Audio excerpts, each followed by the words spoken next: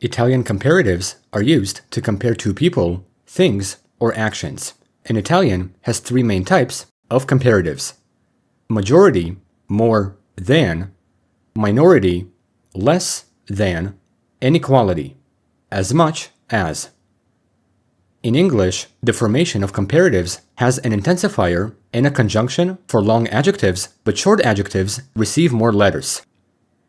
In Italian, this structure is similar, but with no additional letters, so the pattern will always use an intensifier. To make a comparison of a majority, the formation will use più, meaning more, plus an adjective, adverb, or noun, plus di, che, which are the conjunctions.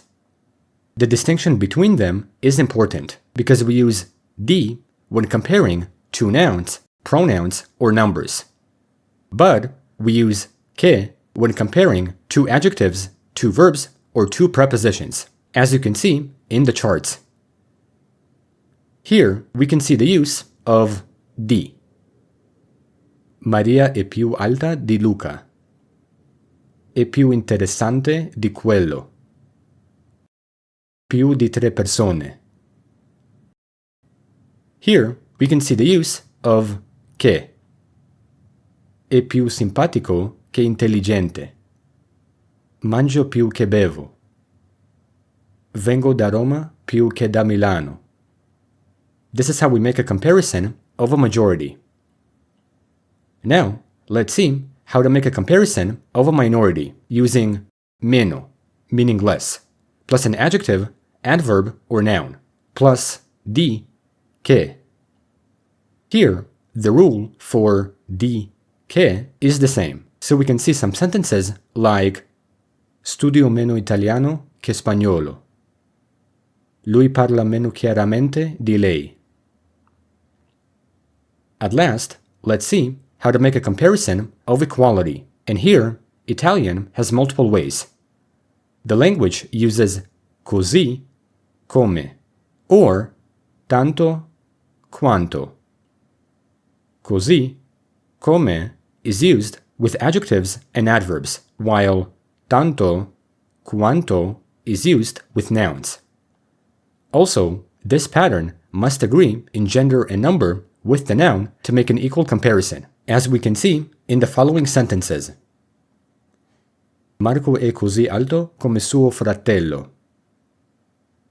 Parli così bene come un madrelingua. Ho tanti libri quanti quaderni. Now that we've seen how to form comparatives, we can analyze superlatives. And in Italian, there is a distinction between two types: a relative superlative, meaning the most or the least, and an absolute superlative, meaning very or extremely. While English adds letters to short adjectives and uses an intensifier for longer adjectives, Italian has a different pattern. A relative superlative is used when comparing something within a group, which is equivalent to the English most or least.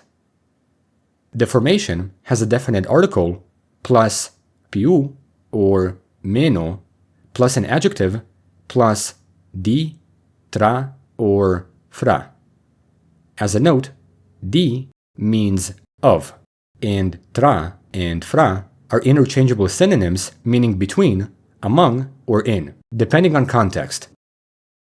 Although it's a long formation, it's quite simple to understand because intensifiers will always be used. Some examples are: è la città più bella d'Italia. Questo è il libro meno interessante della lista. Maria è la più giovane tra le sorelle. Moreover, an absolute superlative is used without comparison to others, and there are two ways to make it.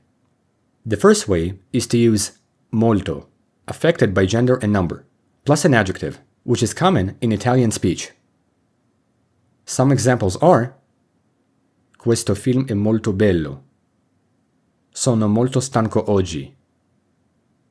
The second way is to use the suffix issimo, which is also affected by gender and number, but this method is more expressive. The formation will remove the final vowel from an adjective which will agree in gender and number adding issimo in the end. If this sounds too hard, we can simplify the pattern in this chart, having base adjectives with their absolute superlatives. Bello, bellissimo. Grande, grandissimo. Felice, felicissimo. Difficile, difficilissimo. When using absolute superlatives, they often imply emotion, emphasis, and style, like saying, è una città bellissima. Sono felicissimo di vederti. After knowing how to form Italian comparatives and superlatives, the last thing you need to know is that some adjectives have irregular forms, which are taken from Latin. This is similar to English, where some words completely change form to sound better, like good, better, best, bad, worse, worst. In Italian, there are more irregularities, but they have predictable endings. On the left, the adjectives are in their basic form: buono, cattivo, grande, piccolo, alto, basso. In the middle, the comparatives are irregular: migliore, peggiore, maggiore, minore, superiore, inferiore. On the right, the superlatives are also irregular: ottimo, pessimo, massimo, minimo, supremo, infimo. Considering such irregular words, we can use them in context and say things like questo vino è migliore di quello. È la peggiore esperienza della mia vita. Abita al piano superiore. As a note, it's useful to know that regular forms can also be used in everyday Italian speech, such as saying più buono, più grande. This is done when the meaning is literal than abstract, so instead of using irregular adjectives, you can always use intensifiers. Overall, this is how comparatives and superlatives fully work in Italian, and as a way to conclude this lesson, you can see and write down the key takeaways from all the concepts.